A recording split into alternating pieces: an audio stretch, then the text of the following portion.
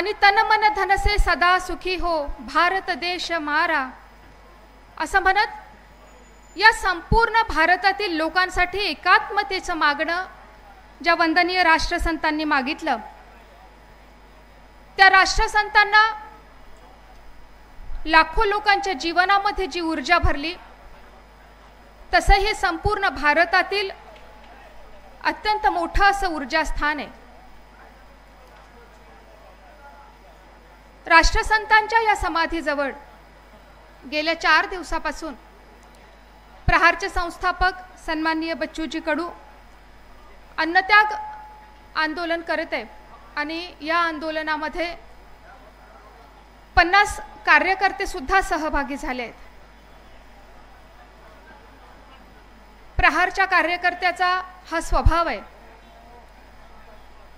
की ते अनुकूलतेत एखाद्या वेळी दूर राहतील, परंतु संकटाच्या वेळी आणीबाणीच्या काळामध्ये अत्यंत कठीण समयामध्ये प्रहारचा कार्यकर्ता सदतीत पाठराखण करणाऱ्याच्या भूमिकेमध्ये असतो. आणि म्हणून 50 कार्यकर्ता ज्या अन्नत्याग आंदोलनामध्ये सहभागी झाले आहेत, त्यांना आपल्या सर्वांच्या वतीने सलाम करते. ज्या मागण्यांसाठी या अन्नत्याग आंदोलन करण्याची परिस्थिती आलेली आहे, त्या संपूर्ण मागण्या या मातीतील कष्टकरी वंचित घटकांसाठी असणाऱ्या मागण्या आहे. शेतकरी आहे, कोकणातील कोळी बांधव आहे, महाराष्ट्रातील मेंढपाळ बांधव आहे, विधवा भगिनी आहे, दिव्यांग आहेत. छत्रपती शिवरायांच्या मंत्रिमंडळामध्ये अष्टप्रधान मंडळ होतं आणि प्रत्येकाला एक विभाग दिलेला होता. आजही जे शासन ते कोणत्याही पक्षाचं असो, जेव्हा चालवलं जातं तेव्हा शासनामध्ये अशा प्रकारची माणसं असणं आवश्यक असतात, ज्यांना या मातीतील सर्व घटकांकडे या शासनाचं लक्ष अधिक चांगल्या प्रकारे वेधता यायला पाहिजे. राजकीय प्रतिनिधी, लोकप्रतिनिधी कोणत्या पक्षाचे असतात याला खरं म्हणजे एक कालमर्यादा असते, पण या पलीकडे जाऊन लोकप्रतिनिधी हे लोकांचे प्रतिनिधी असतात, हे अतिशय महत्त्वाचं आहे.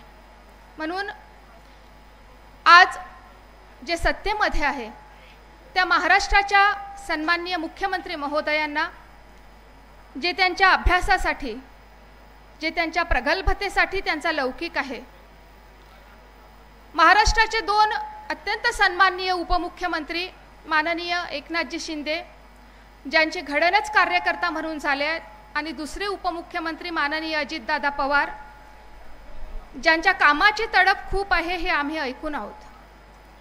म्हणून या शासनाला इथे अन्नत्यागासाठी बसलेल्या या सर्व कार्यकर्त्यांच्या वतीने एक विनंती आहे की कुठेतरी या सर्व मागण्यांची जी यथार्थता आहे ती आपण जाणून घेतली पाहिजे आणि यावर अत्यंत तात्काळ आणि संवेदनशील असा निर्णय शासनाकडून होणे आपणा सर्वांची अपेक्षा आहे.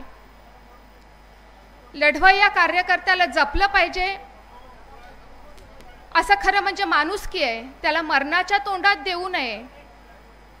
आणि ज्यांच्यासाठी हे आंदोलन हे प्रहारचे 50 कार्यकर्ते सुद्धा करत आहेत, त्या सर्व घटकांची सुद्धा ही जबाबदारी आहे की गावागावातल्या शेतकऱ्याला वाटलं पाहिजे तो प्रहारचा शेतकरी आहे की तो काँग्रेसचा शेतकरी आहे, याबद्दल काही देणं घेणं नाही, आपण आधी शेतकरी आहोत हे महत्त्वाचं आहे.